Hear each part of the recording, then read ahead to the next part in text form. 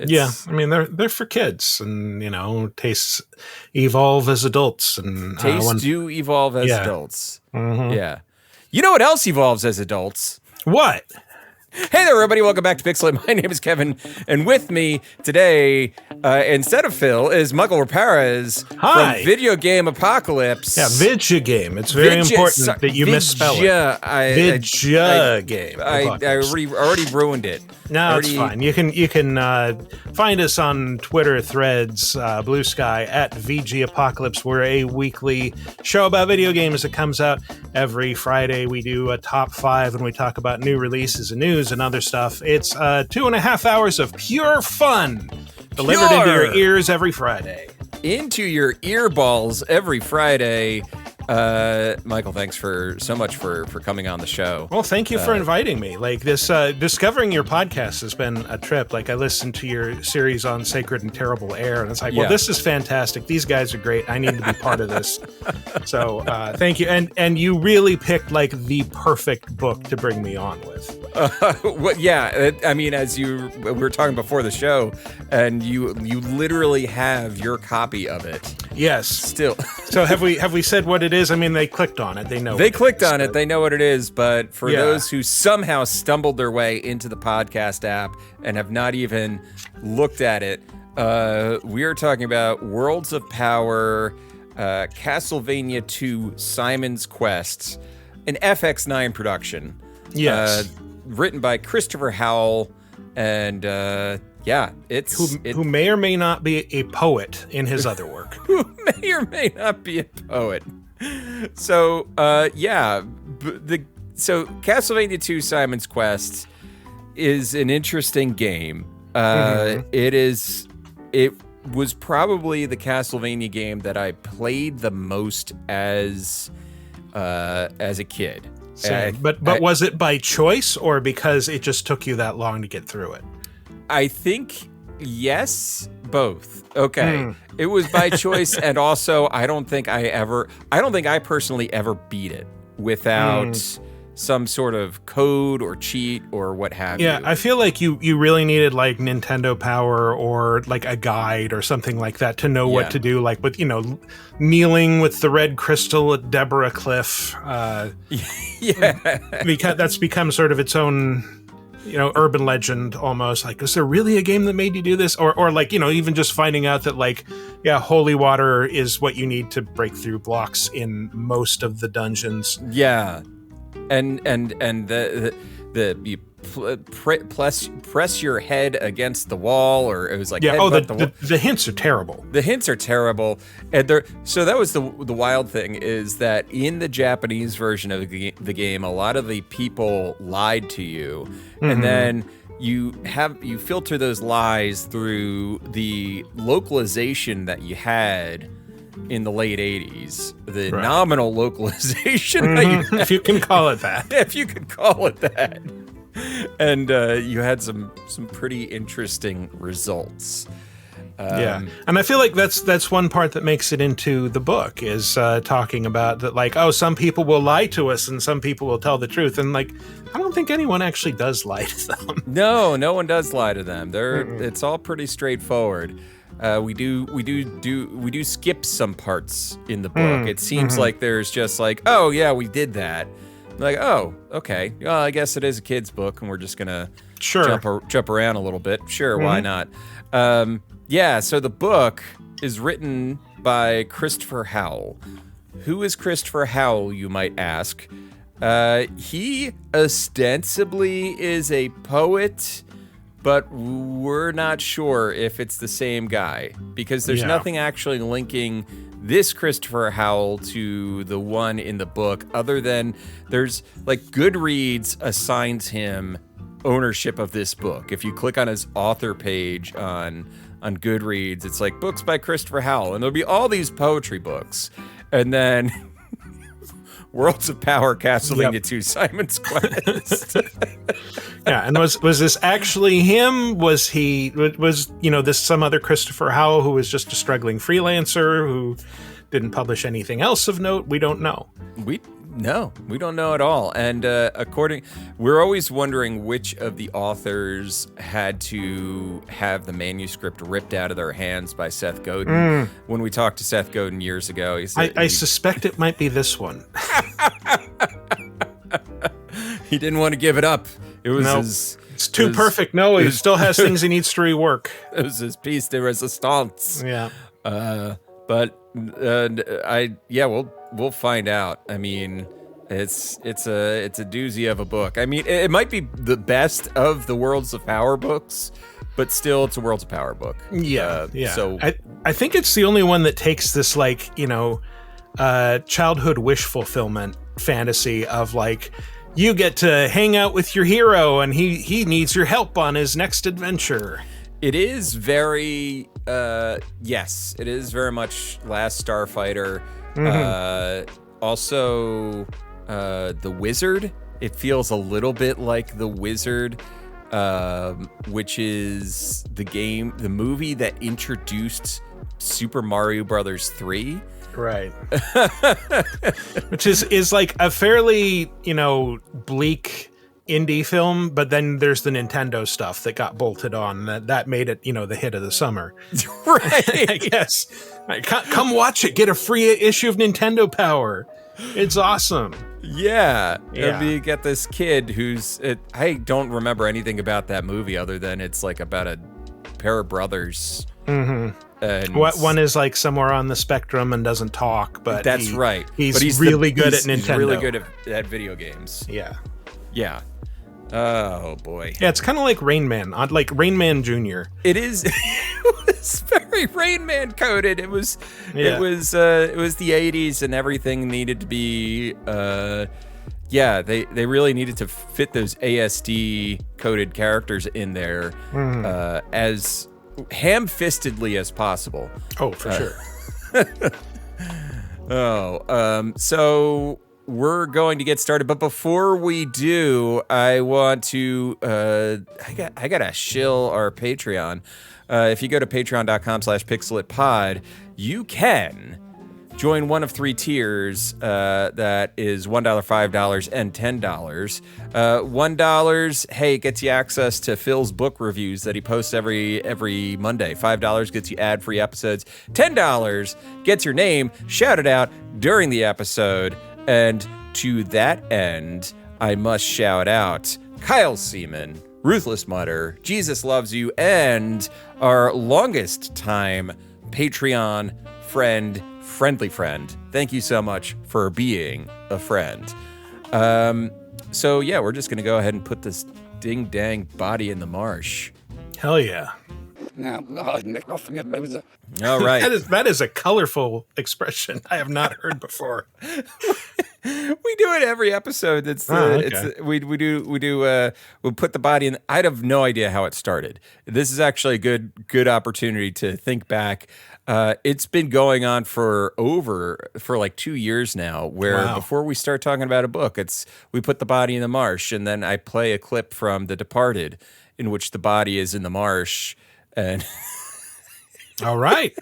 And Jack Nicholson says, when I tell you to put a body in the marsh, you put that body in the fucking marsh.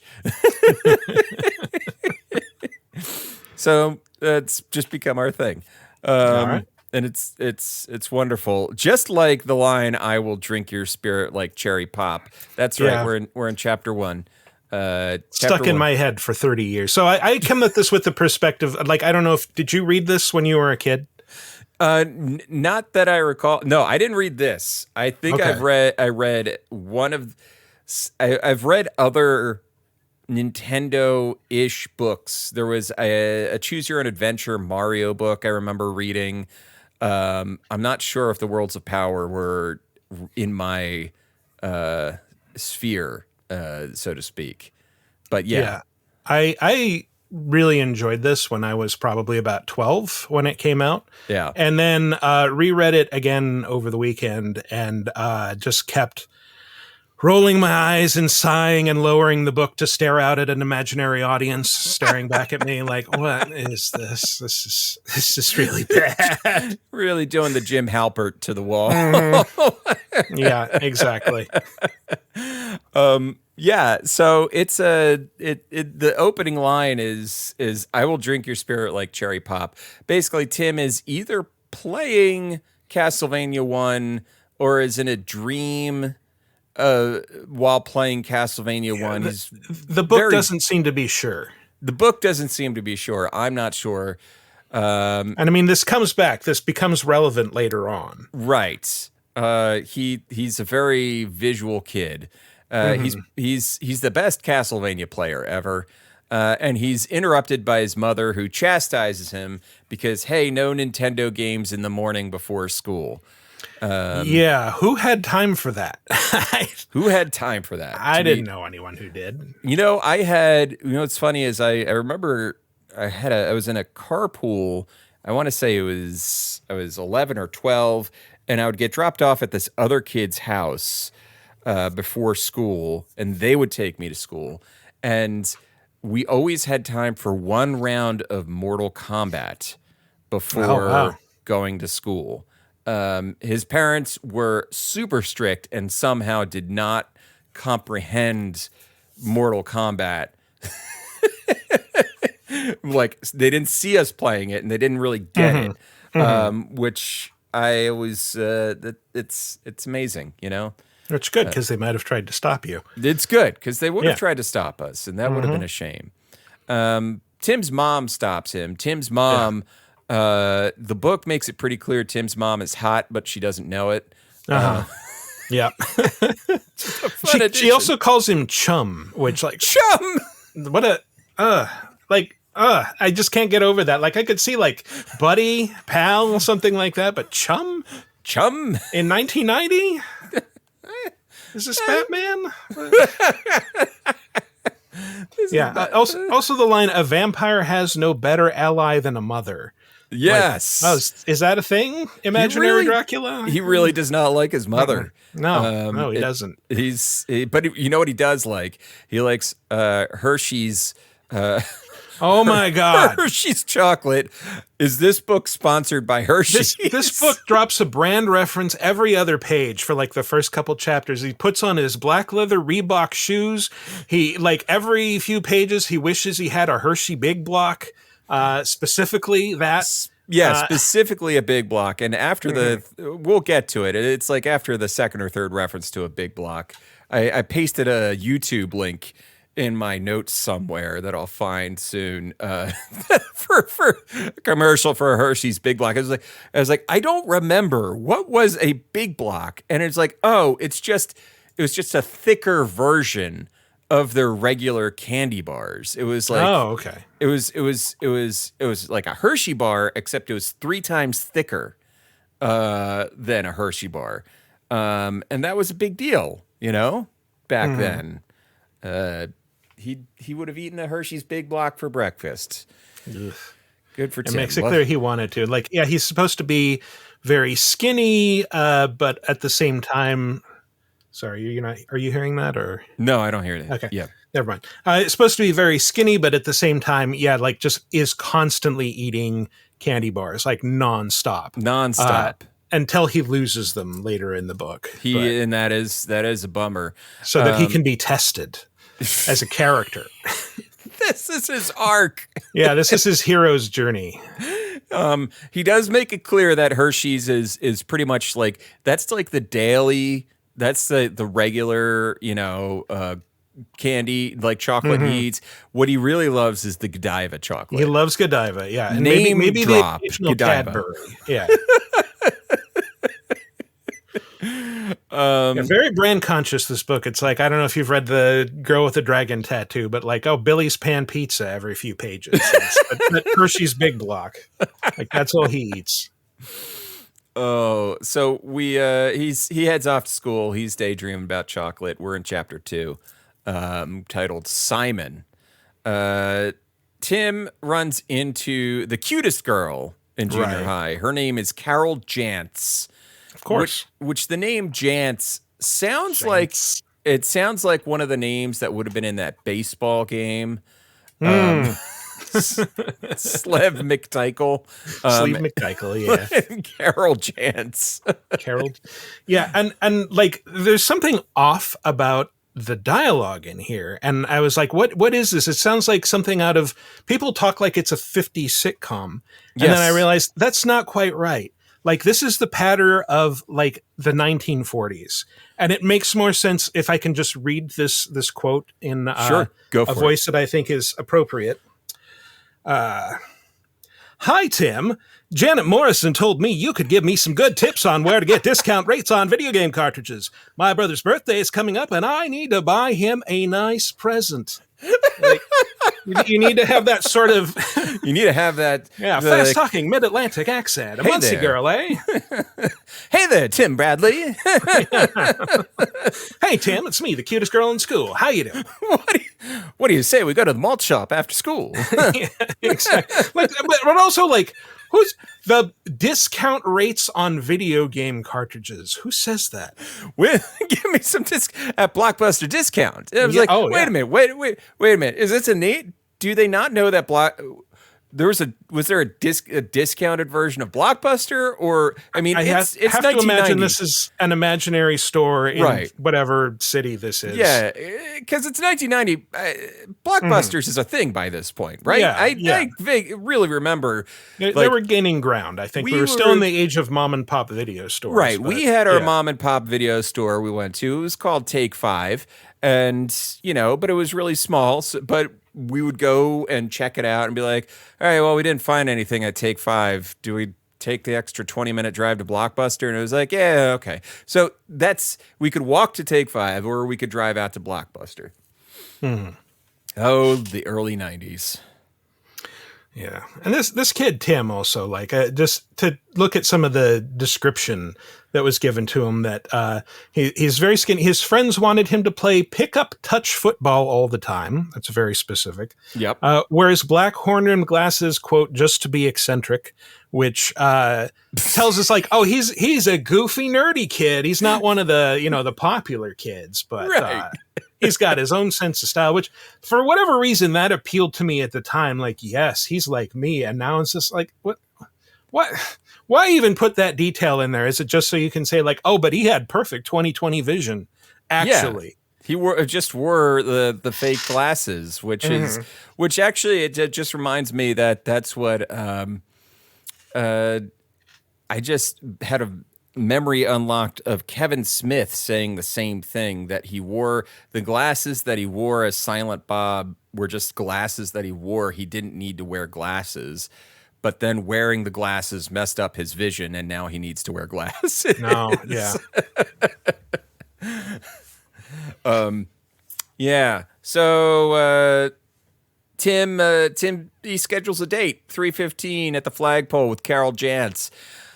He's moving on, and oh boy, Bert Alvin, school bully, and I guess owner of Carol Jantz. Yes, he owns her. He owns her. They're 14. They're clearly in love. They might as well be married. They might as well be married. Yeah. So Bert Alvin's gonna just beat the tar out of poor old Tim. And Tim is like, wait a minute, buddy. I gotta go to the bathroom. You don't want me pissing my pants while you beat on me. And Bert Alvin's like, that's fair. That's fair. I don't want to. That's a good. I see no way for you to weasel out of this, so you might as well pee first, because I don't want you to have to suffer that indignity on top of the beating I'm about to hand you. I tell you, buddy. Oh, buddy, oh pal, you're gonna get a beating. So he goes into the bathroom, and wouldn't you know it, there's a man in there. There's a man in a junior high boys' bathroom. Is this with a whip? With a whip? Is this stranger danger? No, it's only Simon Belmont. And even though he does not believe it's Simon Belmont, he's just like, all right, we'll answer these trivia questions about Simon Belmont. Like, we've seen Big. His response should be to freak out and run away.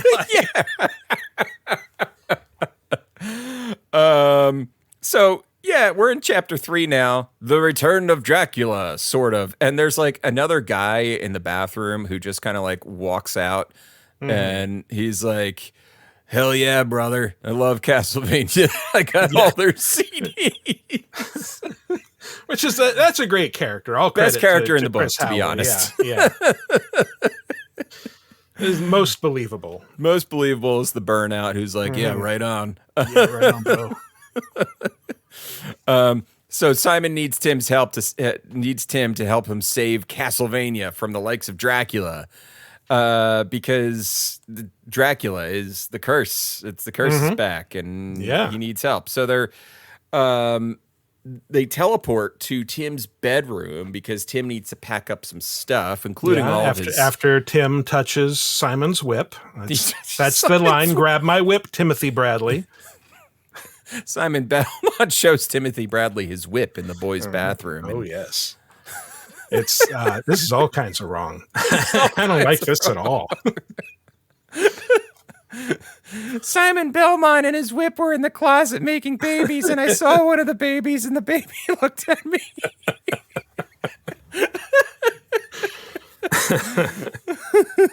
And the baby looked at you.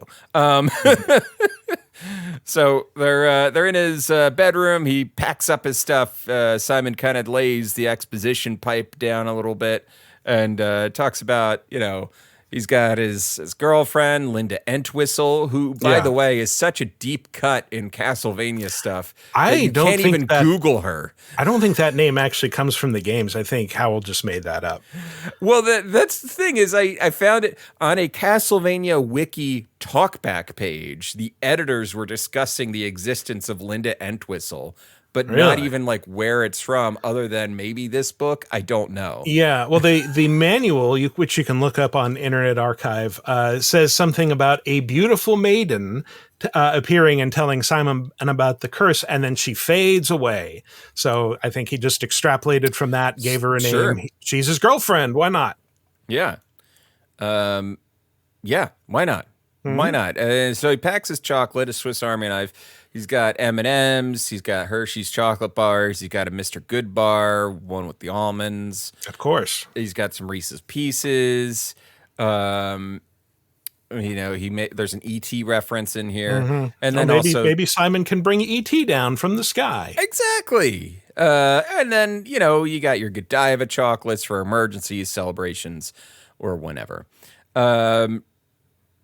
Tim's mother hears them up there and is coming up the stairs, and so he grabs the whip again, and they disappear. There's this great line: "Our mom's a form of evil demon on this plane," and I'm like, if we're going to assume Simon Belmont is speaking perfectly fine English, how does he just not have? How does he have a memory hole around the word mom?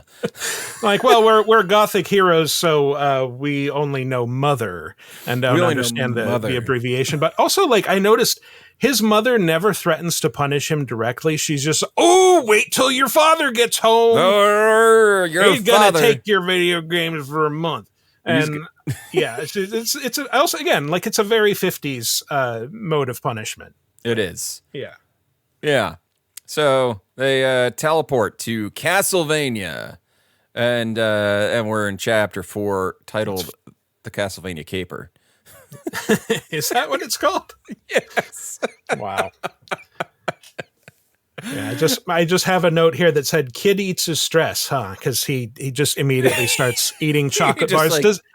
Never offers Simon any. He's a total prick about it. Total prick. You know what this kid is like? That kid from Lion the Witch in the Wardrobe who can't get enough of the Turkish delight. Tim is that kid. Yeah. It's like if Mr. Tumnus had, some chocolate bars, Tim would be in trouble. Yeah, it's totally Edmund. This will come up later. This will be relevant. This will be relevant later.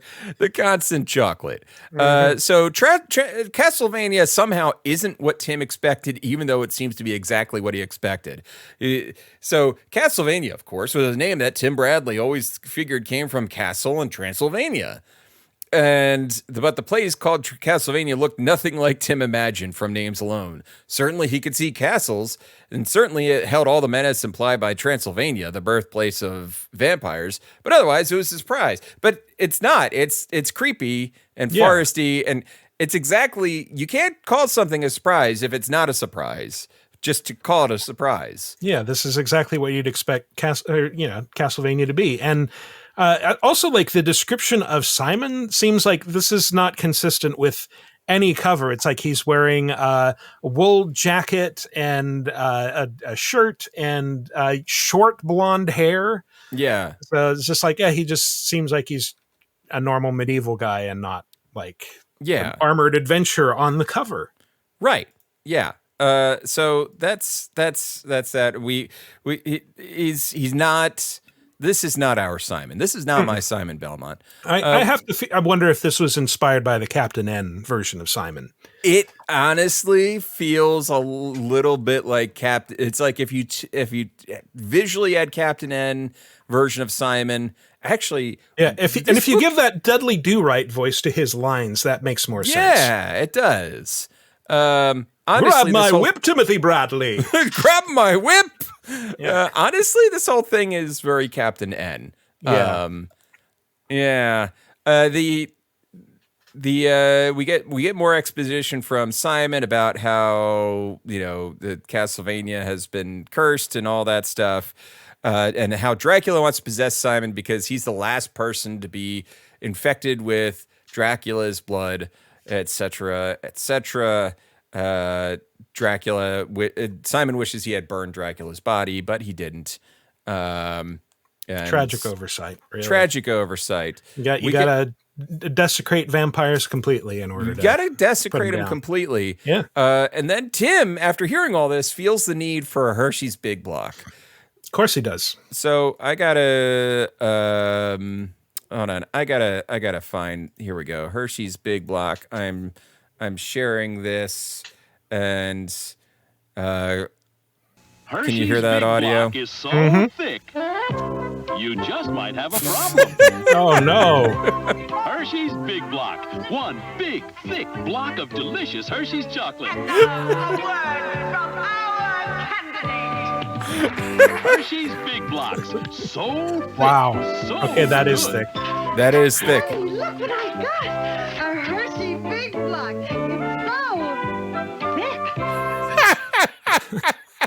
It doesn't fit in the mouth hole on his body cast. This guy. For those of you just listening to the audio version of the podcast, there is a guy in a full body cast, and his wife brings him a Hershey's Big Block and tries to put it in his mouth, and it's too thick to go into the body cast mouth opening. And she's like, it's so thick. Put it in your mouth. Put it in your mouth. Yeah. So, So the book makes a point of like referencing chocolate at like almost as often as it does his shitty puns and jokes. yes. This is I forgot to constant mention. thing. I forgot to mention that. Yes, Tim is just a terrible, shitty pun giver and joker. Speaking of puns, Simon is taken over by Dracula just to, pay off the fact that we just learned. Dracula takes him over, and we get to chapter 5, which is ripe for a pun, the title of which is Dr. Simon and Mr. Dracula. Dr. Acula was right there. Ooh, oh my God. Yeah, but he wanted to tie it, I'm sure. He wanted to tie it in. Other books you might enjoy at the end. Yeah. Yeah. One of which is Dr. Jekyll and Mr. Hyde. Some of the other books you might enjoy are really really absurd. All right, wait. Let's take a look. It's Dr. Jekyll and Mr. Hyde, said that one. Also, The Black Cauldron, Sure. Banicula, sure, why not? Okay. Let's see, 8 Tales of Terror by Edgar Allan Poe, The Eyes of the Dragon by Stephen King, and of course, The Hobbit. Nowhere mentioned as Dracula. Nobody's going to enjoy that book. This is for kids. Do not read Dracula No. if you are a Dr. child. Jekyll and Mr. Hyde, that's fine, but not That's fine. Dracula. Not Dracula. Mhm. I'm gonna have to ask Seth about this because he's the one who made those lists. Just shoot a message. Hey, remember, Seth, can you just give me a little more context around some of these lists that you made? Tim beats the Dracula out of Simon's body with the power of puns. That's literally what happens in this chapter.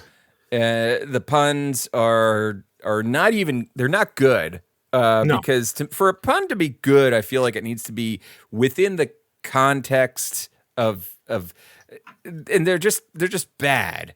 And Dracula hates puns so much he dies a little bit inside and leaves Simon's body. Also, the establishes a pattern. The big bads in this tend to lose their cool really, really quickly. So fast. It takes like just a little bit of needling from Tim, and they're like, "Oh, how could you do this to me?" Like, wow, guy. Tim, you. Yeah. Oh, I'm gonna shred your soul. Why I oughta. Yeah, exactly. Like, one guy later on actually has steam coming out of his ears. One of these days, bang, zoom, straight to the moon. They go full honeymooners. Again, with the 50s sitcom dialogue. Yes, exactly. So Dracula gets out of his body, and they're going to go off to a tavern. Timothy is like, hey, maybe I should not be doing this. Maybe you should get my older brother, Fred. Fred Bradley. Sure. This is the only place where he'll come up. He will never come up again. Yeah, I also want to say, so Simon says that like the 7 deadly sins are the gateway that Dracula uses to enter his body. And this was my introduction to that concept, although he kind of gets it wrong. He says that they're lethargy, gluttony, deceit, jealousy, lust, anger, and blasphemy. They're actually greed, sloth, gluttony, envy, lust, wrath, and pride. So I don't know. It doesn't really matter. Only one of these is going to actually invite Dracula in much later in the book, and it's not really telegraphed. Yeah. I think it comes up twice, and only one of them pays off. Yeah. And it's kind of silly. Blasphemy is definitely not one of the 7 deadly sins. No. Feels like it should be, but no. It should be, but, it's already covered under the 10 Commandments, I think. You can't, it's like a hat on a hat. Yeah. I wonder if it's like one of those forgive us our trespasses or forgive us our debts things. Yeah. Yeah. Depends on the denomination. Who knows? Yeah. We got plenty of denominations out there to tell us what's up. So chapter 6 is titled The 7 Deadly Sins. So they're at the place. Tim's drinking his hot cocoa. They're getting refills on supplies from a man named Peterson. Does that sound like a Castlevania name? No. Sure. But we could let's take it. Peterson, Doug Peterson, coach of the Jacksonville Jaguars. He's here in Castlevania. This is his side hustle. He runs it in. This is his side hustle. And it's spelled the same way too. Tim says another pun about diamonds. Diamonds are a ghoul's best friend, and that's like worth throwing the book against the wall. It really was. Yeah, I had to restrain myself. And then Simon does his explanation of the 7 deadly sins. We get to chapter 7. Another pun. Ghouls just want to have fun, which, I'll give him this because Cyndi Lauper was, a big deal. It was 1990. She was everywhere. She was guesting on the Super Mario Brothers Super Show. My first reaction was like, do you really want to date this? And then like, what am I saying? It's a Castlevania II book. Come on. You're really cutting off that long tail here, buddy. Exactly. We're just thinking about your marketing opportunities. Future generations will not make sense of this reference. Ghouls just want to have fun. So we get we're in media res, and Simon Belmont is killing a ghoul right at the top of the chapter with his whip. We get some explanations as to what it sounds like. It sounds like an M80 going off in a garbage can sounded out. Like an M80 going off in a Anyway, it sounds like an M80 in a garbage can. Have you put an M80 in a garbage can? Is that... No, but, I know what firecrackers sound like in a garbage can, and I imagine it's a very loud one. Yeah. So. Yeah. I never had firecrackers, but I did have a friend who puts gasoline in a tennis ball and then lit the tennis ball on fire. I've heard of doing that. And I never he threw actually it did it. Onto his lawn, and then the lawn caught on fire. That'll happen. Yeah. So, who's that? What's up, Munchkin? Hello. Phil is not here, but this is Michael. Hello. Bye. What's up? And there's my daughter.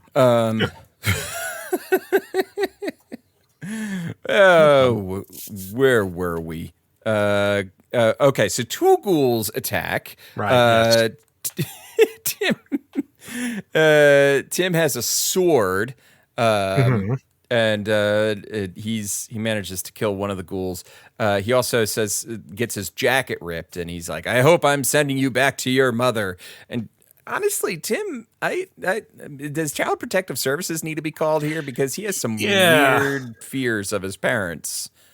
Yeah, he does. Like his mom seems to be a very domineering figure in his life, and that. But that is a weird line. Like I'm sending you back to your mother, and it's like a threat and not some like weird, I'm projecting an emotional life onto this creature that like, oh, I hope it's safe in its mother's arms when it lands in the monster dimension. Like, which, by the way, we're not killing them. We're sending them to their home dimension. Yeah, it's a Worlds of Power book. They can't be killed unless it's Ninja Gaiden, which had plenty of people getting killed. Oh man, that's against the Scholastic rules. Yeah, I know. Scholastic really bent for that one. So they're sent back to the monster dimension, which we'll find out later is called the Ye Old Nasty Dimension. Yeah, all right. Sure.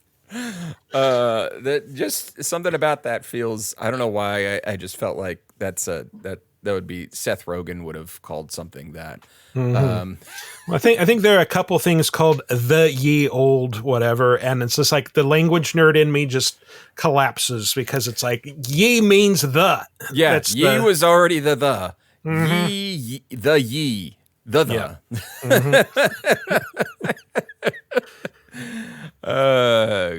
Gosh. So yeah, Simon begins to act gluttonous, and so Tim kicks him in the ass, and he snaps out of it. Imagines a feast worthy of Bilbo Baggins, and it's like, all right, clearly that's too much. That is too much. You need to chill out, buddy. And then Simon thanks him for his good manners, and they head on. They need to get the rib. They are in chapter 8, and it's a signpost that is cloudy, I think. It's weird. And he makes a Twilight Zone reference, which is dated even for 1990. Oh, yeah. Simon does not get it. Simon doesn't get any of his references. Doesn't get any of his references. Doesn't dissuade him at all. Most kids in 1990 would not have gotten the Rod Serling reference specifically. I mean, it was on Nick at Night. Yeah, but I didn't know who Rod Serling was. I knew about the Twilight Zone. Yeah. They would have gotten Twilight Zone. Rod Serling, I think, would have been a slightly one level below. Cultural reference, Tim mentions. Anyway, Linda Entwistle appears through a dazzle of light and clouds, like she's like the Dazzler from X-Men. Sure. Let's call her that. And Linda tells them that they gotta go to a church. In so many words, she's like, you have to go where love joins, and it's lit Right. on Sunday. And Yeah, she's like, oh, I can only speak in riddles. This is the only time she speaks in a riddle. It's like Simon says something like, love isn't a thing Yeah, that can be joined. that can be joined. Yeah, where love is joined and Sunday something. Yeah, Sunday is light. Mm-hmm. Tim he's the best at the brain teasers, as Linda told him. Linda Mm-hmm. tells Tim that he's the best at brain teasers. Of course. That's why he was picked to come to Castlevania. And I thought it was because he was the best at Castlevania. He beat it 19 times and was about to do it a 20th when his mom 20th. interrupted him. which I gotta say, Castlevania is it's a tricky game, but I guess once you get the flow of it, you're probably fine. This kid probably would have been a speedrunner. Well, also the fact that like A, their pause doesn't seem to exist, and B, he plays it with a joystick makes me think like, is your last contact with video games like Pac-Man, Atari 2600? I had that in my notes and I forgot to mention it, that it says joystick in the book, and I'd be like, we're not even gonna call it. Sure, there was a Nintendo joystick, but it was not called a joystick. Yeah, it was would have been his NES Advantage. Yes, the Advantage. It's just wild that we wouldn't get a properly named NES product. Yeah. Well, I think they thread this weird needle of being very brand conscious, so they'll call out Nintendo and Konami, but I don't think they can call out specific Nintendo products because they were trying very hard to not bring down the wrath of Nintendo. Yes, and that was something Seth Godin mentioned, is like he approached Mr. Arakawa, who was the president of Nintendo of America at the time. He's like, "Hey, can I do this?" And Arakawa was like, "Yeah, just tread lightly, son." Yep. We're not going to endorse it, but I can't tell you not to. And then Scholastic was like, "Hey, if you give us the manuscripts and they hit these marks, we'll publish it." And it was like win-win for everybody. Yeah, absolutely. Yeah, that's an incredible interview. Go back and do you remember what number that was, by the way? Oh, I would have to check, but yes, just look search for the Seth Godin interview. Yeah, it was only supposed to be. What was amazing is he only carved out 15 minutes for us on his schedule, and it still ended up going a good 45 minutes. That the man can bend time. He can bend time. Go listen to that Seth Godin interview. A lot of good stuff, especially when talking about like books like this with the Worlds of Power. And it kind of opens up your mind to how some of these things happened back in the day, where it was much more of a loose, is this okay? And it was like, yeah, fine, whatever, rather than everybody getting together in a room and synergizing on all these ideas. Anyway, Christopher Howell wrote that he plays with the joystick. Sure. It's a little bit antiquated, but moving on. A tiny bit.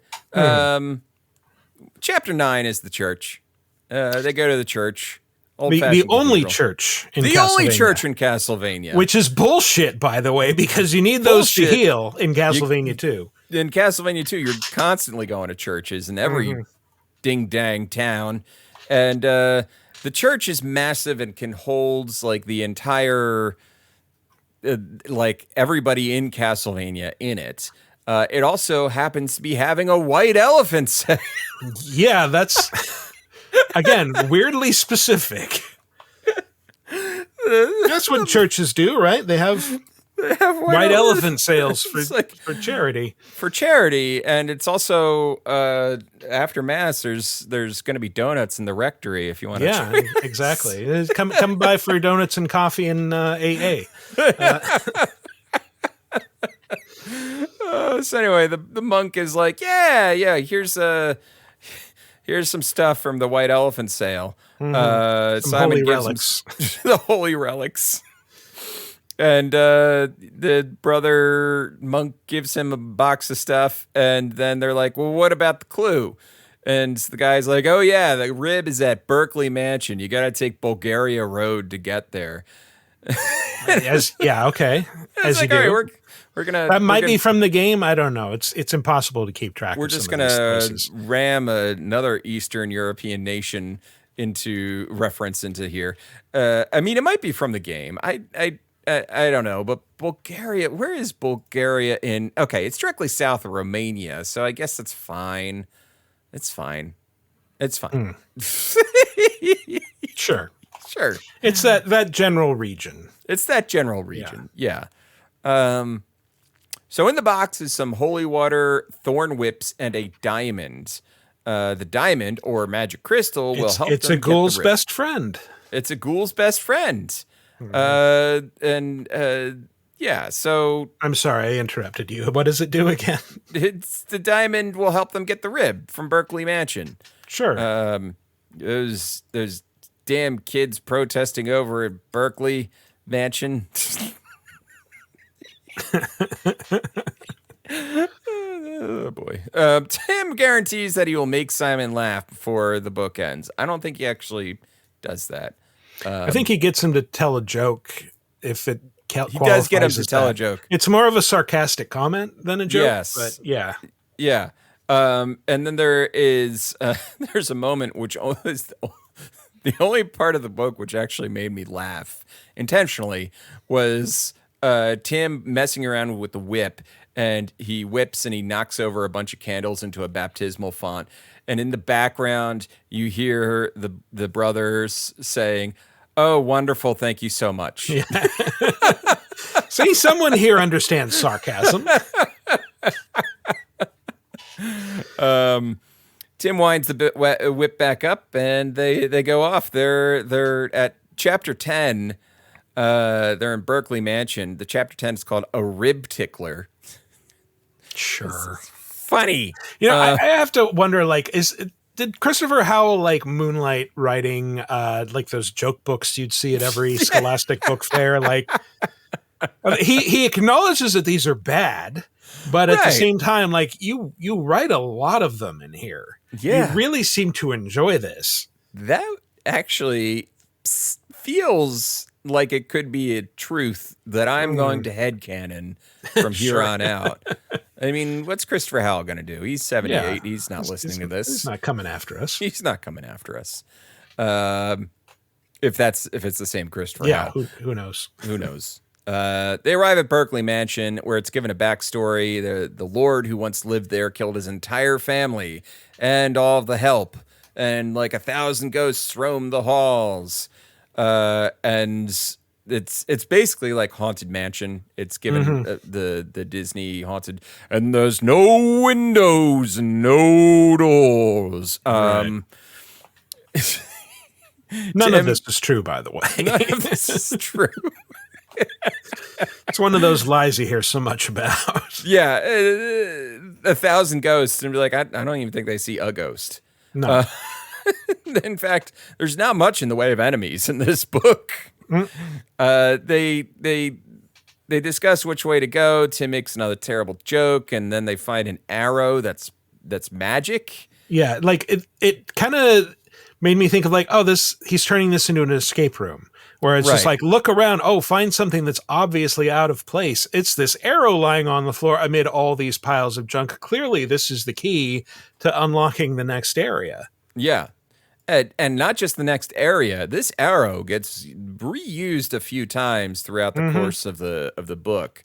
Tim finds a secret passage in the fireplace that allows them to go further down into the basement. And as they continue, they touch the arrow to the crystal, and the crystal lights up and becomes like a torch. And they get to a wall, and to get through the wall, they throw the holy water onto the wall, which causes the wall to explode. Yeah. And a creepy voice tells them, "Enter if you dare." So. Yeah, I guess that's consistent with the game.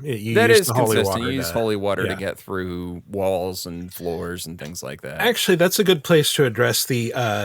did you read the version with all the weird tips Oh, that yeah, the are game upside hints, yeah. down. Yeah, like, and none of these are particularly useful. Like, even if you're playing Right. through the game, like, oh, just kneel with the red crystal at Deborah Cliff. Like, well, if you're paying attention to where Deborah Cliff is, sure, I Yeah. guess, but Sure. yeah.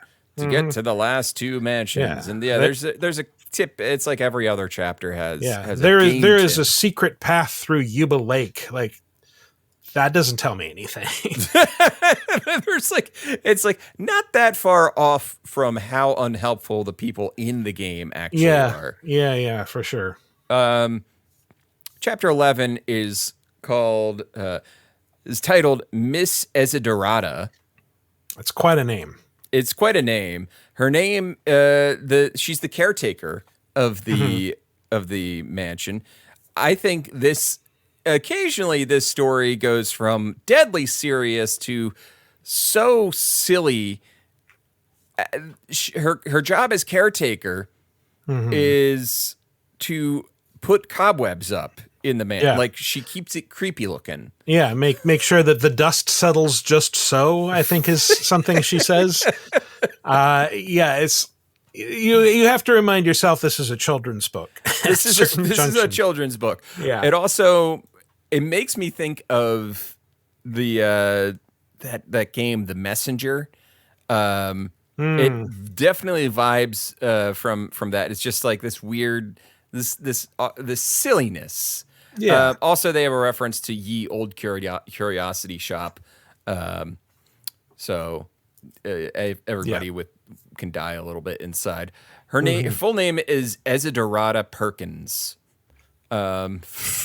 Sure. That's a proven formula for success. Weird first name, absolutely normal last name. So she gives them a stake that they can use to capture Dracula's rib. This is never used again. I just want to say no. He forgets about it 12 pages later and what it's for. Yeah. And they just continue on, and there's a lot of dialogue here. It just kind of continues. It's like 3 pages of dialogue just to get the damn steak. It's one of the longest conversations in the book. And then there's a bit where Tim appreciates heroes more, especially heroes' sandwiches. So he's moving away from just like chocolate to like really needing just food in general. I think the boy has got some sort of tapeworm. Yeah, I mean, well, he is 14. I mean, 14-year-olds are bottomless pit appetites, but yeah. And so that's the end of chapter 11. That's the midpoint of the book. We're going to take a quick break and listen to some products and services, and then we'll be right back.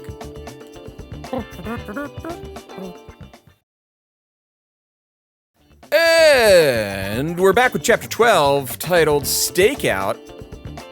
Those are some incredible products and/or services. Those are great products and services. Yeah, go and buy those products and/or services if you're interested in products. Support the show. Support the show with products. Support your life with services.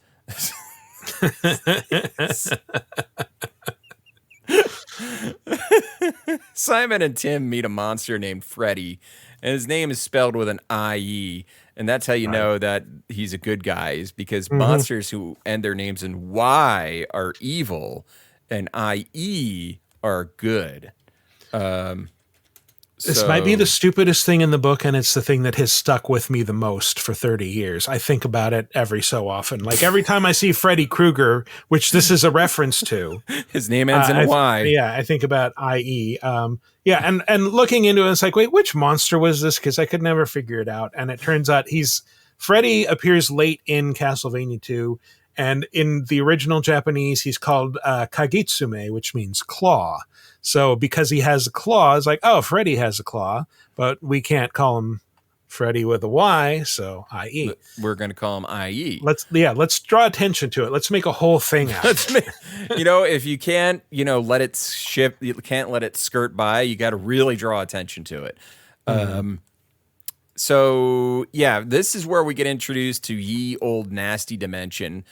Freddy gives us the lowdown on Ye Old Nasty Dimension, which is ruled by Thanatos, a.k.a. Death, who is Thanatos. That's the Greek name for death, the Greek god. He was very hot and sexy in Hades. Yeah, this is the only. I think that this was again my introduction to that name, Thanatos.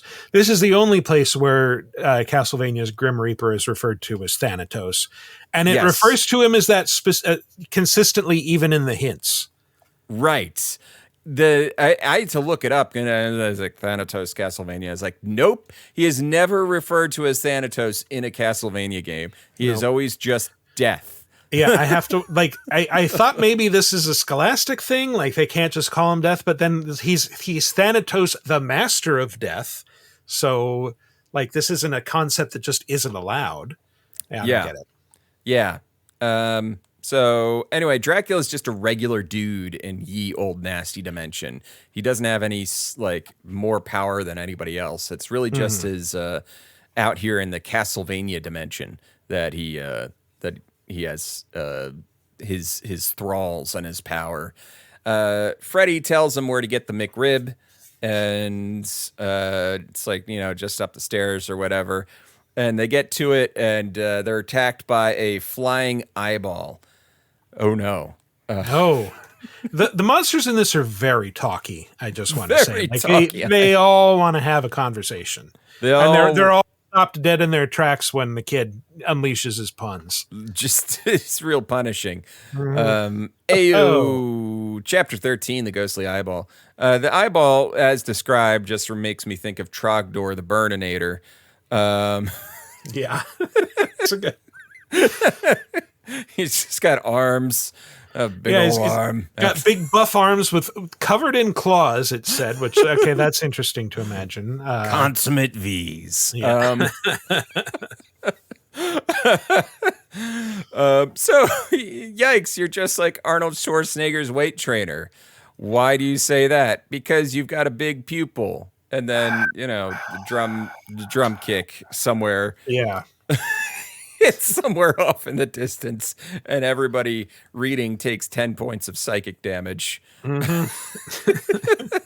Part of my soul just leaves through that exhalation. Simon ends up killing the eyeball by blinding it with some cloth. He just wraps it up and stabbing it to death with the magic arrow. This arrow is really coming in. Oh yeah, coming in handy for an item that is not in Castlevania 2. Nope.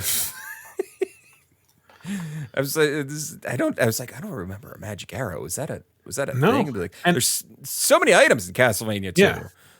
And then he uses it to claim the rib, that's what the stake was for. You forgot what the stake was. You introduced it 12 pages ago. That's all it does. This book, man. Oh God.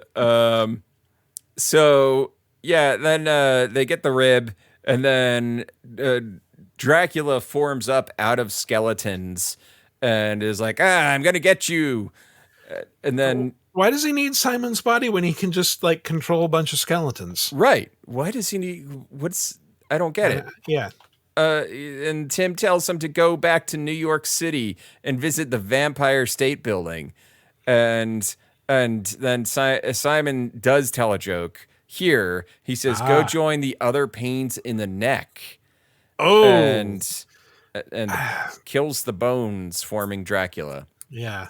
I don't know that counts as a joke, but Tim seems to think so, and he's the expert. So Tim is clearly the expert. Mm-hmm. And they got to move on. We're in chapter 14, titled, the longest title in the book, You Take the High Road, I'll Take the Low Road, and I'll Get into Trouble Before You.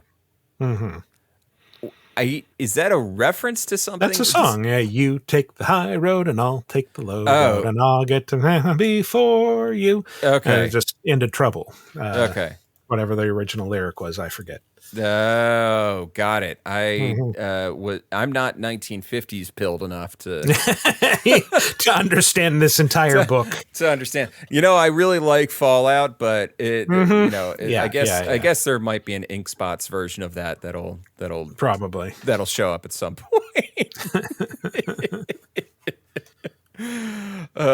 So they're in the middle of the Aljiba woods, and Tim loses all of his chocolate in some quicksand, and Buddy has a full-on panic attack meltdown. He is not doing well. No. Yeah. Always figured quicksand would be a bigger problem in the real world than it is, but he found the one place where it is in Castlevania and lost all of his chocolate into it. He's lost all of his chocolate. The big blocks, the Godiva, especially the prized Godivas that he probably spent months collecting. Yeah, because they're imported. You see. Are they imported? I don't know. I don't know if they're actually imported. They're just expensive compared to The caretaker had told them where their next destination was. It was Rover Mansion, which they have to get to through the town of Varos.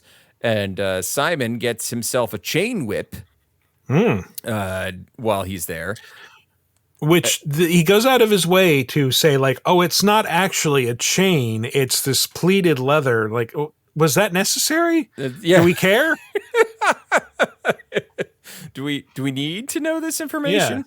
Yeah. I think we all get it. So they continue to Aljiba, which looks pretty dirty, and enter what seems to be a garlic shop. And they meet Edward Farquhar. I think, isn't it called literally the ye old anti-vampire shop? Like it has a sign out front with like a vampire with like a bat on his shoulder and a no symbol over him. Oh yeah. The ye old anti-vampire shop, Simon explained. Come in with me, Tim. We'll get some things here. And yes, it has a vampire with the no sign stamped over it.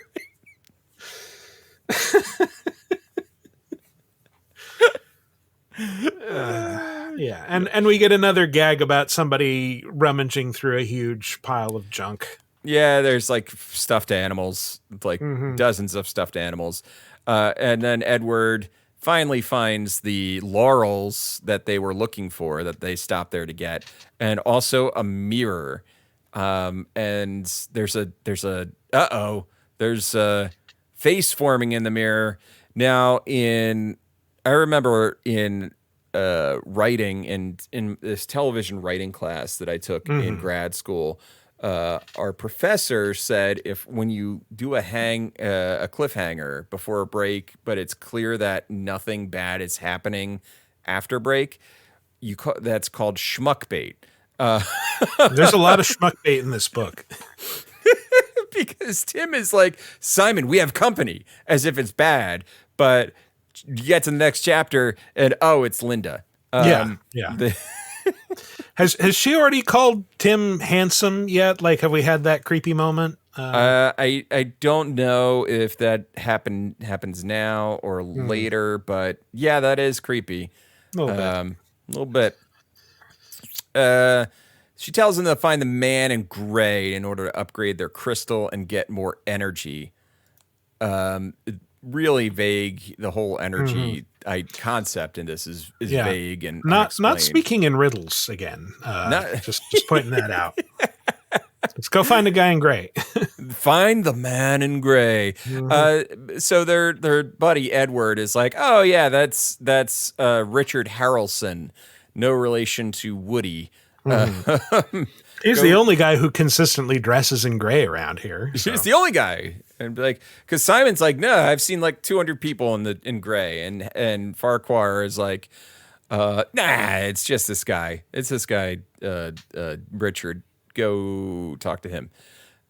So they go to talk to him, and Simon and Richard are arguing over payment, and Tim wanders off and he meets a cute girl his age. And she's like, I need help from a hero, and I can pay you in chocolate. And Tim is like, that sounds great. Wait a minute. Simon told me there's no chocolate in Castlevania. Yeah, this is very suspicious. Very Even though you are sus. just as cute as Carol Jantz. You're like, yeah, you make Carol Jantz look like Charles Dance. Yeah. Hey, Hey, that's a good reference. Yeah. So it's actually not a girl named Melanie. It is Dracula, who wild shaped, I guess, into Again, can just take form. Doesn't seem to need Simon. Yeah. Wild shapes into a girl, and then like, you know, Tim's like, hey, you're bad. Tim disappears in a huff, and Dracula disappears in a huff. Tim runs back to Simon, but doesn't tell him about the encounter. Will this be important later? I write in my notes. Debatable. Debatable is the ultimate answer. Yeah. Chapter 16, The Slime of Dracula. So they're dealing with a slime creature, which I just imagine as like a Dragon Quest slime dude, who's threatening to eat them. Dracula said that they would love being eaten, and this guy, the slime's name is Slimy Bar Sinister, which is a wild name. Took that straight from the manual, and it's clearly a riff on the underdog villain Simon Bar Sinister. And I always wondered, like, what does Bar Sinister mean? Because I've heard that in other contexts, and it turns out, like, oh, it comes from heraldry. It's like a bar, like a slash across the thing, and it was thought erroneously to imply that you are a bastard. You are the illegitimate descendant of whatever family this crest is. And so he's like, the underdog character is just basically Simon the Bastard. They're not going to say. And for whatever reason, just because, hey, Slimy Bar Sinister, why not? We'll put him right next to Freddy. Slimy Bar Sinister. Slimy Bar Sinister. Yeah. And they talk their way out of this, which is amazing. It's mostly talking their way out of fighting. Is the way they go. They're like, no, Slimy, we don't taste like rotten fish, and we don't like being eaten. We actually taste like chocolate, and chocolate tastes bad to you. That's after he said we taste like fish, and Slimy's like, oh, I love fish, and dead fish, like the best. What kind of fish do you eat, man? Just like. I like them living. Yeah, give it to us raw and wriggling. Jesus. So anyway, Slimy doesn't like that at all. Nope. He melts down back into a puddle. He's very afraid. Yeah, he's very afraid, and he also tells them where they got to go next. As you do. Yeah. As you do. He's like, go to Dracula's eyeball. Or Brom Mansion to get Dracula's eyeball. Chapter 17, titled Thanatos. They arrive and grab the eyeball pretty quickly. It's first sentence. They get the eyeball, and suddenly Thanatos appears. And he's like a mishmash of 1950s and 1980s aesthetics. Yeah. He's basically yeah, go ahead. Sorry. He's like a greaser kid. But also somehow has some like, he's like a greaser kid with like a Metallica t-shirt on or something like that. The face of a 20s gangster. He's wearing like lots of metal jewelry and a leather biker jacket. So it's like you describe him as a mix of thugs from different eras, but really he's just like a 1950s or 80s tough guy. Yeah, exactly. Yeah. It's a little wild. I mean, he's almost like what's his name's character in Breakfast Club, but wearing a leather jacket. Judd Nelson's character. Right. Yeah. Yeah. But like gigantic. But gigantic. Yeah. In the game, not at all. No, he's just the Grim Reaper, the same one we fought in every other Castlevania. Yeah. So Thanatos, there's a lot of like they're going back and forth. And Thanatos is like going to eat Simon. He grabs him, picks him up, he's gonna munch him, and then Tim's like, wait. And that makes him stop. That makes him stop.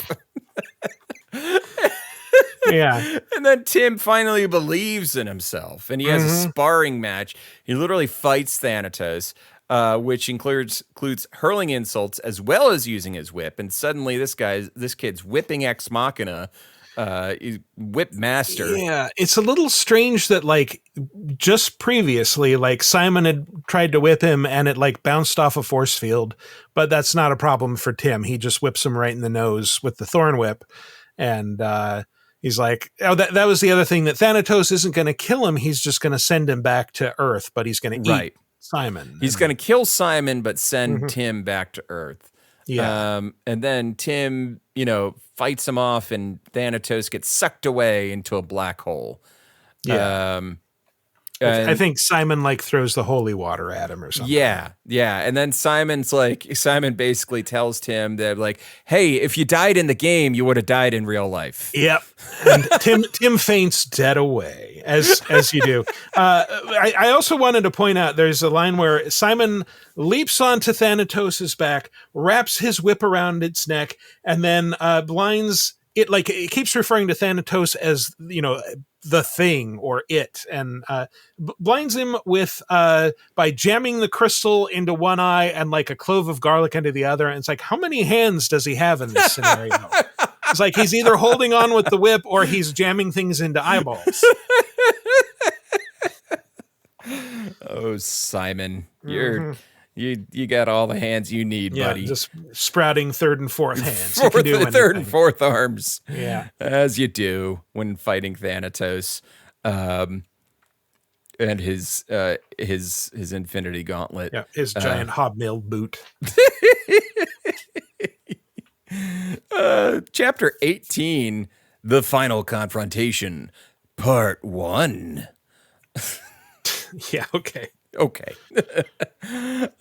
Tim wakes up from his nap, and they go on other adventures, and they get the final part of Dracula, which is a foot. Yeah, that's another thing, that it kind of plays fast and loose. Like there's a brain and a foot instead of the nail in the ring. Yeah, which the other ones are from the game, sure, but like sure. I guess a nail and a ring aren't really body parts in the traditional sense. Like, sure, yeah, whatever. I guess, yeah, the foot. Yeah, you possess Dracula's foot. You have got foot. Yeah. Mega Man becomes equipped with foot.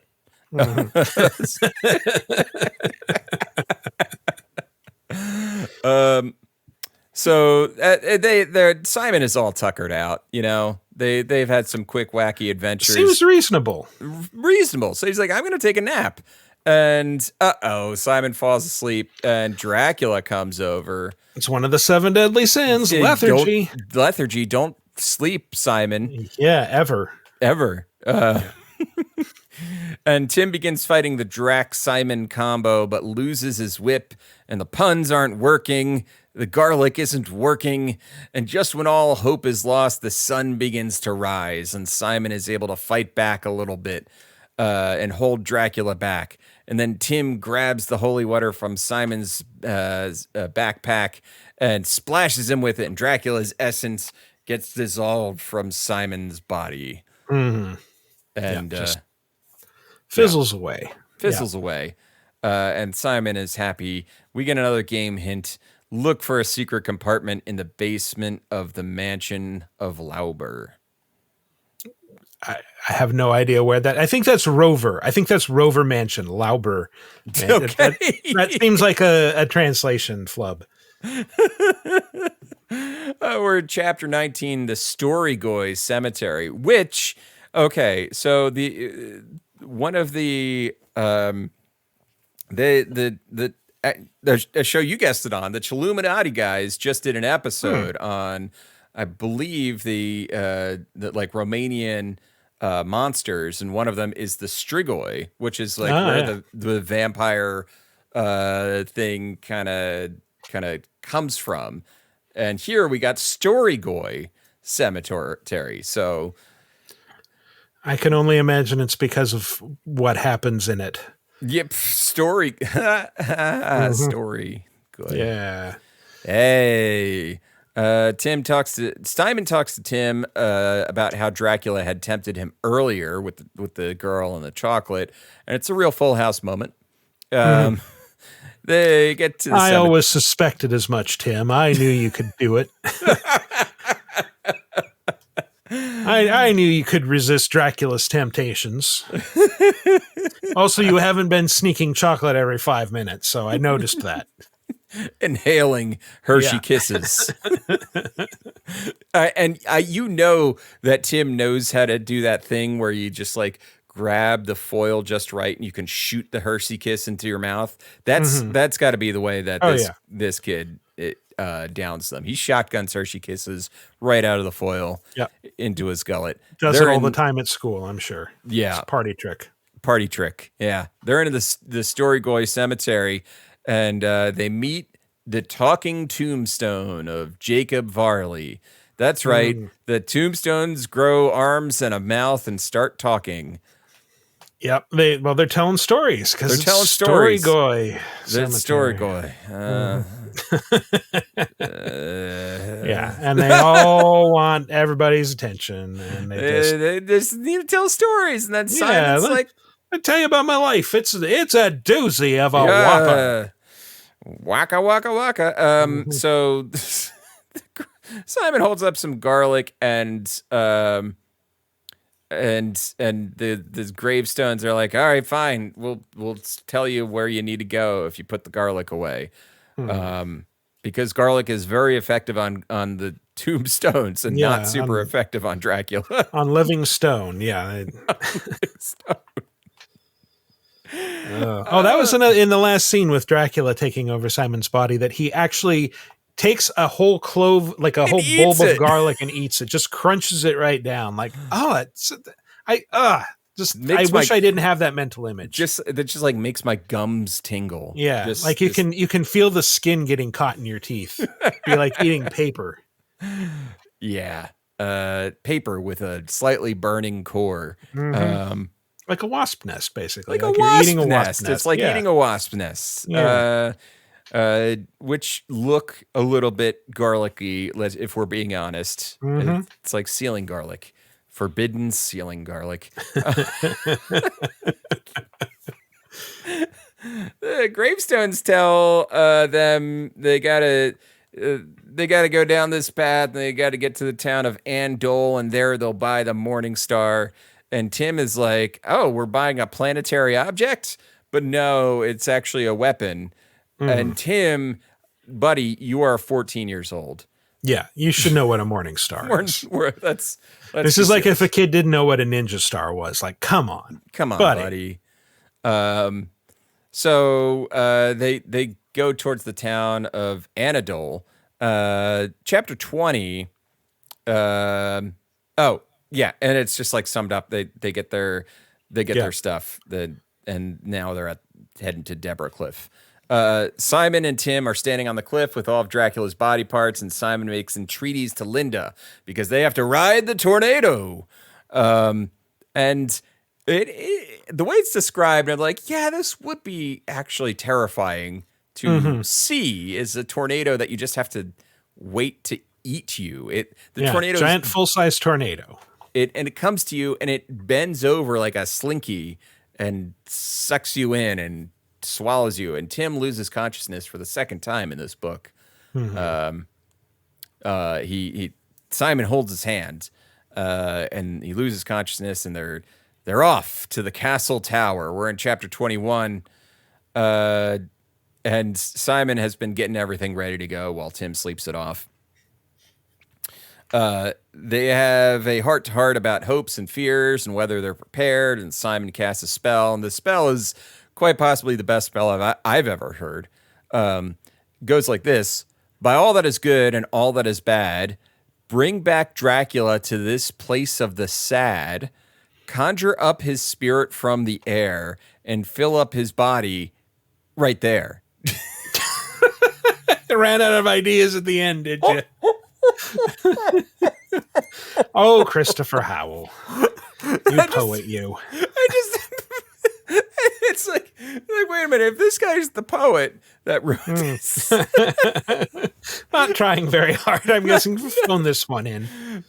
And I just imagine like Simon being like, and fill up his body, and like looking around desperately for a moment, and be like, right there. Yeah, sure. The spell has been cast. Dracula appears, and he's holding a woman as a shield. It is Linda Entwistle. Where was she all this time? Who knows? We're not going to think about it. Was she part of the body parts? Yeah, I don't like to think about that. I always think it's like, wait, was she in there somewhere? Was that her foot? Was it her? Was it her, like maybe her brain and his eyeball? Chapter 22, the final confrontation, part 2. Simon is not able to attack Dracula without hurting Linda. And while Simon and Dracula are talking, Tim sneaks to go grab the stake that is on the ground. Ah, the stake! Finally back around. Came back around. Tim attacks Dracula with the stake, which causes Dracula to let Linda go. But then Dracula holds Tim up in the air, and Dracula takes the stake and he just throws it over the side of the wall. Yeah, I just want to say also, Dracula's tactics here are very un-Dracula. His whole thing is just like, I'm going to hide behind your girlfriend, and now we're going to make a deal. Yeah. And it actually has the line of dialogue, do we make a deal, or are negotiations still in order? It's like, those are the same thing. That's the same thing. Yeah. Dracula really I feel like he might have just watched Die Hard right before here, because he's really going full Hans Gruber with this final. Well, I wonder, is like, is it that they have to try and resolve this non-violently? Because again, scholastic. So let's talk through our problems, Dracula. Right. Maybe we can come to an accord. Maybe we can end this with a firm handshake. Yeah. Bill Clay. Simon. So Dracula holds Tim up the air, and then Simon attacks Dracula with the Morning Star. That distracts him, and then while he's distracted, Tim takes out a nondescript portable gaming device. Yeah. I call bullshit on this. A little portable video game player in his back pocket he forgot was there. If this is a Game Boy, there is no way in hell you forget it's in your back pocket. That thing was huge. That thing was compressing your ass cheek the entire time, Tim. Let's be honest. Mm-hmm. It's either that or it's a Tiger handheld. Either way. Yeah. I'm not buying it. I could sort of believe a Tiger handheld. The Tiger handheld, would be a little bit thinner. So Dracula's distracted by the anti-vampire device, a vampire zapper. Right, with the Game Boy, so to speak. While Dracula's distracted by Tim, Simon stakes Dracula through the heart. And Tim's like, I thought he got rid of the stake. And Simon's like, I had another one. Yeah, it doesn't matter. It doesn't matter. There was no Chekhov stake. It's Chekhov's stake. They're stakes. They're sharp pieces of wood. You get them everywhere. Sure. And then Simon burns Dracula to death with oil and lights a match. So Sure. It's what he should have done the first time. Should have done it the first time, Burn his body, yeah.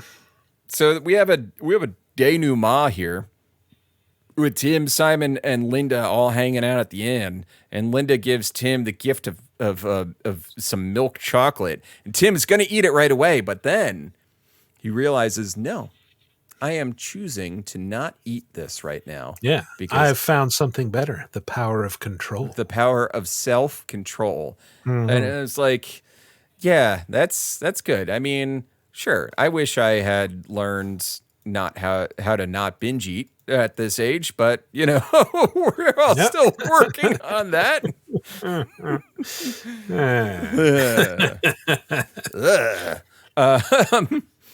Good for you, Tim. I'm proud of you. So Tim has to leave. He can't stay in Castlevania because reasons causing the dimensions to collapse or whatever. And they're going to send him home. And he will be back in the bathroom 2 seconds after he disappeared. And we'll have to deal with the bully. And Simon gives him a speech about, like, no, you don't need your weapons. You need to handle things a different way, even though Castlevania is a violent place. Yeah. Even though we just resolved this story with violence. And only violence. You, as the bullied party, get to choose nonviolence. Yes. Yes, your choice is take a beating or take a beating and fight back. You should do the first one. Take a beating. Yeah. So, yeah. And then he goes, Tim goes back. The book ends with Castlevania had been pretty rough, true, but there was really nothing scarier or more challenging than junior high school. Whoa. Q, don't you forget about me. Yeah. Simon also has the line, in many ways, Timothy Bradley, you will never leave, which is almost prophetic, like more so than he realized, kind of prophetic for people like us who grew up with Castlevania. And it's just like, yeah, I would still play a Castlevania game. I'm very invested in this world. Here it is, 30 years later, still talking about it. Yep. And this book specifically, this was not supposed to have a 34-year shelf life. This was supposed to be pulped up and forgotten. It was supposed to end up in a recycling bin somewhere and sent back to, But no, here we are. Thank you, FX9, for creating this series. Thank you. Really, really shines a light. It's the gift that keeps on giving. Forever. So, yeah, what would you say are your overall thoughts on the book? Well, like I said, when I read it as a kid, I enjoyed it a lot. I saw, some of myself in the Tim Bradley character, although even as a 12-year-old, I thought, like, this kid's like just really silly and not that funny. Yeah. And now it's just like, well, I have to keep in mind that it's a children's book. And it's like, would I know how to write in a way that could reach kids? I don't think so. Sure. I mean, I'd have to practice at it, but, it's... For what it is, it's not bad. I think. Yeah. It's definitely the best of the ones that we've read. It has some interesting ideas, weird execution decisions, but interesting ideas. Yeah, and it's very cheesy. It like fills a lot of space with obsession over chocolate and puns. I feel like it would be half as long if you cut those out. And speaking of half as long, it takes until like the exact halfway point in the book before they get like the rib.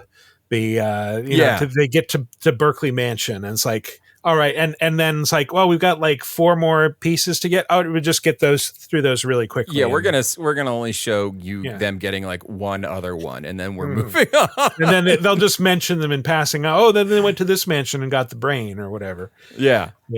It's good times. Here's the thing with the age range, because this is 14-year-old kid. It's definitely not for 14-year-olds. He doesn't behave like a 14-year-old. No, he behaves more like a 10 to 12-year-old.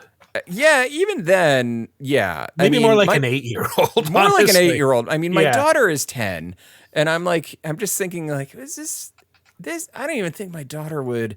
First of all, my daughter would not even necessarily read this because she's already on into like friggin' Demon Slayer and One Piece. So nice.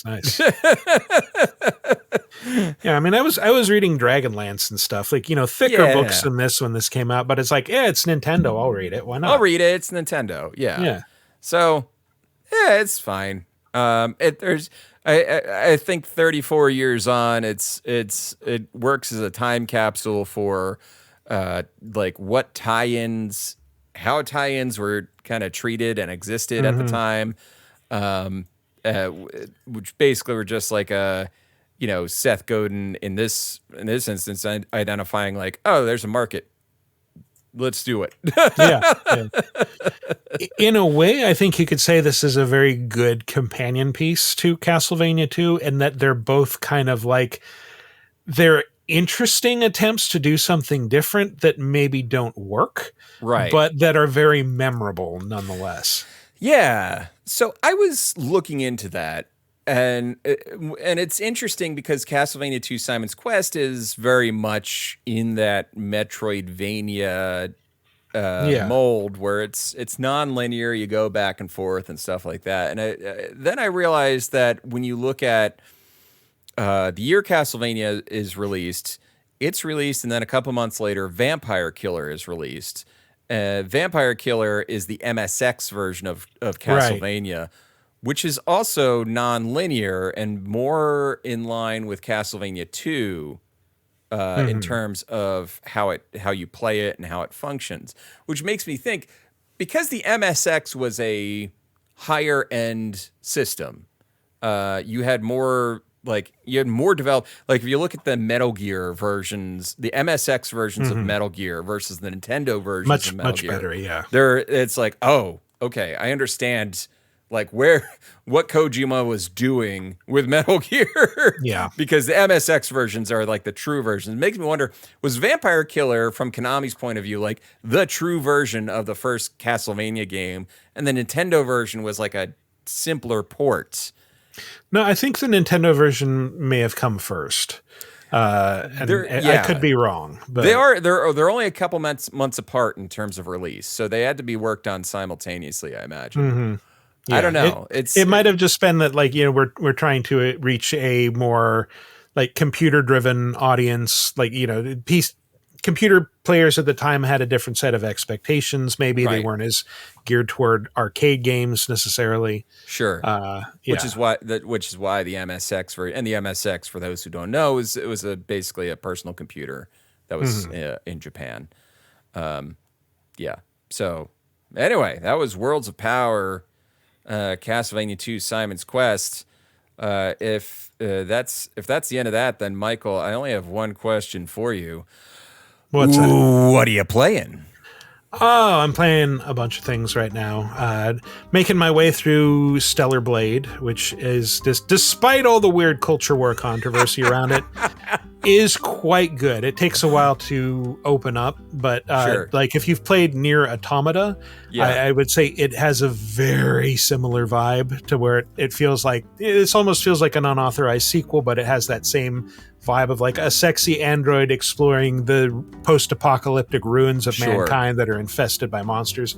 Yeah, so that's fun. I also was playing a game called Pools the other week, which is like, I don't know if you're familiar with the Backrooms creepypasta that there's one level of the Backrooms that's supposedly just like endless indoor pool areas with white tiles and weird architecture. Sure. And so this is a series of 6 labyrinths set in that world. There's no monsters, but the atmosphere is very creepy. It's kind of photorealistic. And the challenge comes from like navigating these potentially dangerous, very creepy spaces to find the exit. And I thought it was a lot of fun. I always thought that the Pools parts were, whenever the Backrooms mythology, so to speak, has been bubbling up and developing, I always thought the pool areas that I would see on like the Liminal Spaces subreddit were always kind of like the neatest.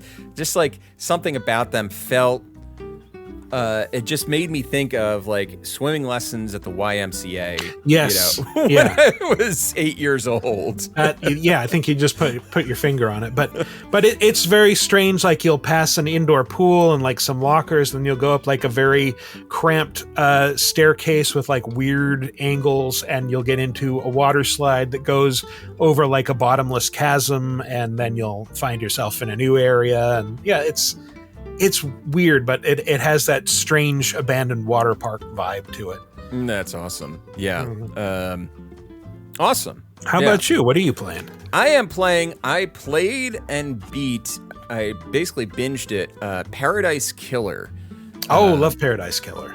It was such a blast. I have a bunch of friends who have recommended and talked about Paradise Killer ad nauseum since it came out a few years ago, and I was like, all right, fine. When it was announced, when the team that made Paradise Killer announced that they were doing their second game, I was like, all right, I'll check it out. So booted it up, and it took like 5 minutes for me to be totally in. I think it was the jump from the the idle lands into the title card. It was like bam, Paradise Killer, and then that music hits. It's got a great soundtrack. It's might be one of my favorite video game soundtracks. I listen to it all the time. It's beautiful, and then it's just a fun little world to be in. You're going across this map, through this like city map, in different areas of this island, looking at clues. You're piecing the story together. You're talking to the suspects, and getting on. There's this mind-blowing moment, and I don't want to give too much away, where the game really rewards exploration, because there was a moment where I'm just kind of going around, and off the beaten path, there's a room you find with a guy in it that isn't one of the suspects. And when you talk to this guy, you're like, oh, it kind of like puts all these pieces that you've kind of been like pulling together, it's like everything falls into place suddenly. And it's easy to miss. Like, you could go off on a completely different route when it gets to the trials if you don't find this one dude. So I thought it was pretty fantastic. Loved it, and I'm really looking forward to their next game, which is it's something weird like Mascot something agency. I would say Paradise Killer, like the way I would describe it is, imagine if Phoenix Wright were an open world platformer. Yes, because that's the other weird thing about it, is that like it starts out as a walking simulator, and then you get like, you have a jump, and then you get a double jump, and then you get an air dash, and like you have all these exploration tools, right, for running around this world and finding new areas that you weren't able to touch before. That's the thing, is like it's walking simulator coded. And then if you don't, and so you have this money called blood crystals, and you'll come upon these foot baths. And if you haven't gotten like a lot of blood crystals, you'll come across a foot bath, and it'll be like, take a foot bath for $5. There's no guarantee that it does anything. And then so at first I was like, no, I don't have the blood crystals for it. I keep going, and I come back, and I was like, all right, well, I have enough now. And be like, oh, now you can double jump. I was like, oh. Yeah, you didn't tell me I could do that. And when you learn how to double jump, you're like, I can. What's funny is, if you never learn it, you have to kind of just continue on with like chasing down the leads in a very linear fashion. But once you learn the double jump, and then once you learn the air dash, you're like, oh, I can sequence break some things. Like before, where it's like, you have to find this computer thing to get through here. Like, oh, I can jump over the fence now. Yep, absolutely. It opens up the world in interesting ways, and you feel like, I'm not supposed to be back here, but obviously you are, because there's a clue over there. Right, exactly. And then it's like, if you open up them all, it's like, yeah, now you can meditate and see where everything is if you want. And like, it's such a fun game. I loved every minute of it. And it made you want to learn more about the next island that they were going to in Paradise Killer. But it's like, no, that's Perfect enough. 25 or whatever. Perfect 25. You get some hints of some scenes set in Perfect 25, and then it's like, no, that's enough for you. Yeah. It's also interesting, not to get too spoilery, but like, you get to decide who to accuse at the end. It will not tell you if you were right. No, it doesn't. No. It like, you can accuse anyone as long as you have enough evidence and can make an argument. You can accuse anyone you want and execute them. Yep. But it's not a confirmation that you are actually correct. Yeah, I was also a little annoyed. That's like, oh, I had evidence that these two did it, but I liked them, so I didn't finger them. And then they're like, it's just like, oh well, you know, I'm sure glad you didn't suspect me. Like, come on, come on, give me some credit. Yeah, there's some characters which are practically begging you to accuse them, and others are just like, oh, this person's really nice. I shouldn't. Yeah. They had a reason for what they did. It's justified. You know, there's been enough murder. But meanwhile, I'm going to go execute these other people. Yeah. And you can extrajudicially execute people if you want afterwards. After the trials, you can. It's like, yeah, I don't feel like I got enough evidence, but I hate you. So I particularly do not like you, sir. You can execute or exile them. Which is amazing. Otherwise, in terms of playing, I reinstalled Fallout New Vegas because I finished the Fallout television series, and I just needed a little something. Nice. and installed I haven't even touched it yet, but because I was a Kickstarter for it, the Ayuden Chronicle 100 Heroes. Oh yeah, I love that. It's installed. I'm waiting for it. And I was a huge Suikoden fan growing up. Like, just couldn't get enough of it. Loved the first two. Really, the second one is clearly one of the best games ever made. So yeah, agreed. And Ayuden does a really good job recapturing some of that feel. Yeah. Like, you know, everything that I liked about the original Suikoden games, like, this is represented right away. It gets off to a really quick start. The pacing is great. It's not bogged down in like too many cutscenes.